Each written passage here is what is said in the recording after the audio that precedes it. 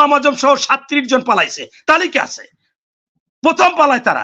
এই আওয়ামী লীগের সময় আবুল কালাম আজাদ কাটাবন মসজিদের খতিব, বুদ্ধিজীবী জামাতের, আমি তার সাথে গুড সম্পর্ক, জামাত সম্পর্কে আমাকে তালিম দিত, এইটা করেন, এই জায়গায় এইটা করেন। সেই আওয়ামী লীগ সে ভারতে পালাই গেছে। আমি এই যে আমাদের বীর প্রতীক ভাই, উনিকে ভারতে পালাইলো, আর আমাদের লোক ভারতে গেল, পর গ্রেপ্তার হয়ে গেল, জেলে যাওয়া লাগলো, এটা ধরে না কেন জামাতের? বিএনপির নামে চাঁদাবাজি, দখলবাজি প্রচার করছে জামাত, যারা সবচেয়ে উপকার ভুগি পাইছে বিএনপি থেকে বেশি। আবার টকশোতে এসে বলে 91 সালে 91 সালে বিএনপি কেন্দ্র থেকে বলছে ওইটা আলোচনার বিষয় না। আগে ভাই মনির ভাই, আপনি আগে প্রশ্নগুলোর একটু জবাব দিয়ে শেষ করেন না, তারপরে আপনি 91 সালে যাইয়েন। আপনাকে যে প্রশ্নগুলো করা হয়েছে এগুলাকে তান্ত্রিকভাবে নমিনেশন এবার প্রচুর হয়েছে, এটা আপনি সঠিক বলেন নাই। মনে হয় 10 থেকে 12 জন হতে পারে, তারা তাদের অভিভাবক নেই, কেউ মারা গেছেন, এবং 2-1 জায়গায় হয়তোবা সে 2-1 জায়গায় সব জায়গায় মারা গেছে। তার সন্তানরা তো রাজনীতি তার করেছে, তাদের পদ পজিশন আছে, তারা নির্বাহী কমিটিতে আছে, এবং এই 17 বছর তারা জেল জুলুম খেটেছে, তারা নমিনেশন একজন নেতৃত্ব হিসেবে পেয়েছে। এখানে তারেক রহমান সাহেব মোটেও ভুল করে নাই। এরপর বলছে এরা এত টাকা পায় কই।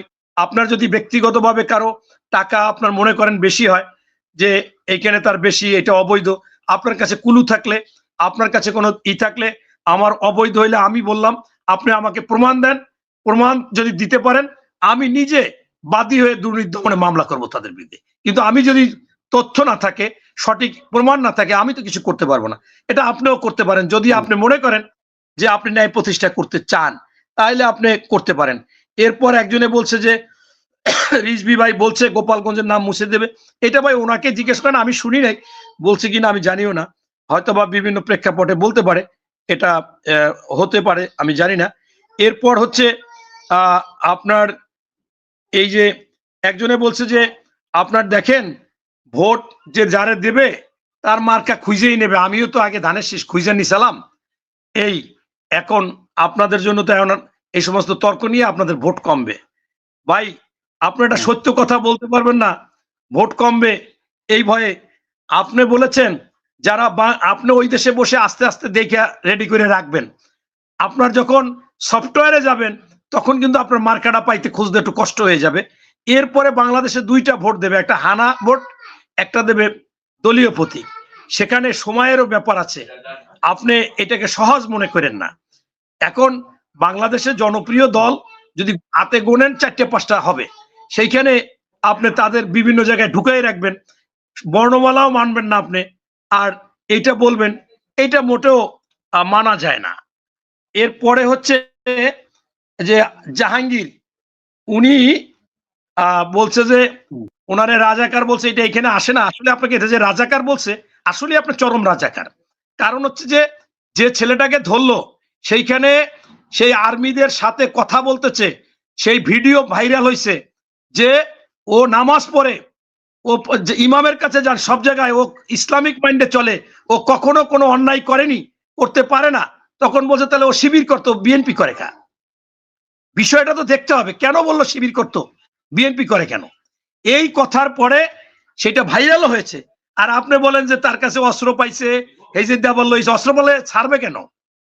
আর মেডিকেল গ্রেপ্তার করছে কে বলছে আপনাকে? সে অসুস্থ হওয়ার পর মেডিকেলে নিছে।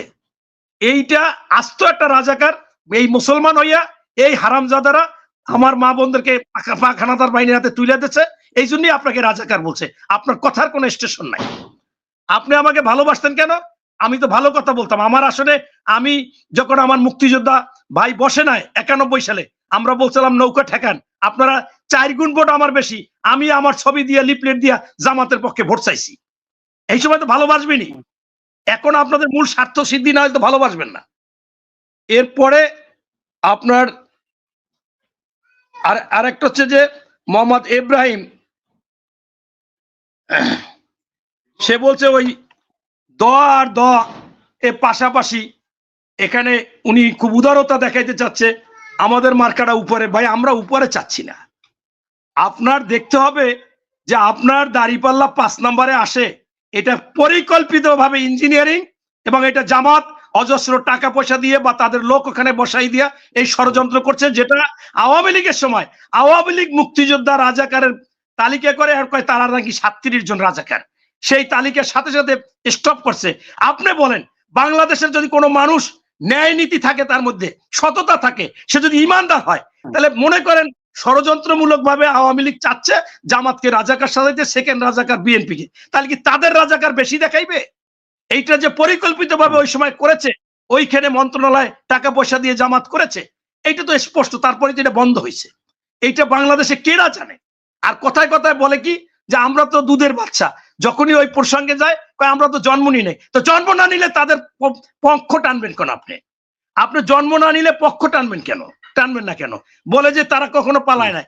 1971 সালের 22শে নভেম্বর গোলাম আজম সহ 37 জন পালাইছে, তালিকা আছে। প্রথম পালায় তারা। এই আওয়ামী লীগের সময় আবুল কালাম আজাদ কাটাবন মসজিদের খতিব, বুদ্ধিজীবী জামাতের, আমি তার সাথে গুড সম্পর্ক, জামাত সম্পর্কে আমাকে তালিম দিত, এইটা করেন, এই জায়গায় এইটা করেন। সেই আওয়ামী লীগ সে ভারতে পালাই গেছে। আমি এই যে আমাদের বীর প্রতীক ভাই, উনিকে ভারতে পালাইলো, আর আমাদের লোক ভারতে গেল, পর গ্রেপ্তার হয়ে গেল, জেলে যাওয়া লাগলো। এটা ধরে না কেন জামাতের? জামাতকে সম্পর্ক রাখবে না। ভারত সবসময় সব সম্পর্কই রাখতে চায়, এইটা কোনো বিষয় না। তাই উনি বলছে যে ভাই এই মার্কা উপরে নিচে নিয়ে টানাটানি নেয়, এতে আমাদের বদনাম হইবে দলের। আমিও বিএনপি করি। আপনি ভাই যে বিএনপি করেন এত আমি বুঝছি, আপনি যে কি বিএনপি করেন, জামাতের এখন প্রচুর লোক বিভিন্ন জায়গায় নেমে গেছে, বিএনপি করতো, এখন এই জন্য করি না। আরে ভাই, বাপ জন্ম দিছে, আপনি বলবেন যে আমি মান সম্মান লই বাইছে, যে আমার বাপের কান কাটিয়ে দিতেছে। এখন ওই শেষ কথাটা এটা বলতে চাচ্ছি যে আমাদের হাবিবি ভাই বলছে ওনার কাছে বহুত রেকর্ড আছে। এই বাংলাদেশে 5ই আগস্টের পরে বিএনপির নামে চাঁদাবাজি, দখলবাজি প্রচার করছে জামাত, যারা সবচেয়ে উপকার ভুগি পাইছে বিএনপি থেকে বেশি। আবার টকশোতে এসে বলে 91 সালে 91 সালে বিএনপি কেন্দ্র থেকে বলছে। ওইটা আলোচনার বিষয় না। আগে ভাই মনি ভাই, আপনি আগে প্রশ্নগুলোর একটু জবাব দিয়ে শেষ করেন না, তারপরে আপনি 91 সালে যাইয়েন। আপনাকে যে প্রশ্নগুলো করা হয়েছে এগুলাকে শেষ করেন। আপনার 91 সালে নৌকা ঠেকাইতে বলছে খালেদা জিয়া। আমরা জামাতের ডোর টু ডোর গেছি, বলছে আমাদের কোনো নির্দেশ নাই। আমরা 20 জায়গায় বিএনপির নেতা 4 গুণ ভোট বসাই দিয়া জামাতের হয়েছি, তাহলে তারা সাপোর্ট দিবে না? করবে কি? তারা স্বেচ্ছায় সাপোর্ট দিছে। এরপরে আপনার এই জামাতের আমার কাছে তো আছে, আমাদের হয়তো বা বেশি, ওনাদের কম। ওনাদের চাঁদাবাজি, ওনাদের দখলবাজি নাই। আবার উনি বলে শাহজাহান চৌধুরী। আরে ভাই, শাহজাহান চৌধুরী কেন?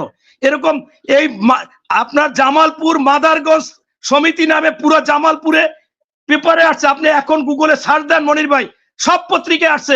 হাজার হাজার কোটি টাকা জামাতের নেতা কর্মী লুটপাট করে নিয়ে গেছে। তারা কান্নাকাটি করতেছে, মিছিল দিচ্ছে। আমি ব্যক্তিগতভাবে আমার 13 লাখ টাকা ওই জামাতের একজন রকন এই বনশ্রীতে ওই একটা হাসপাতাল করছে, ধোকা দিয়ে টাকা নিয়ে নিয়েছে, এখন হাওয়া।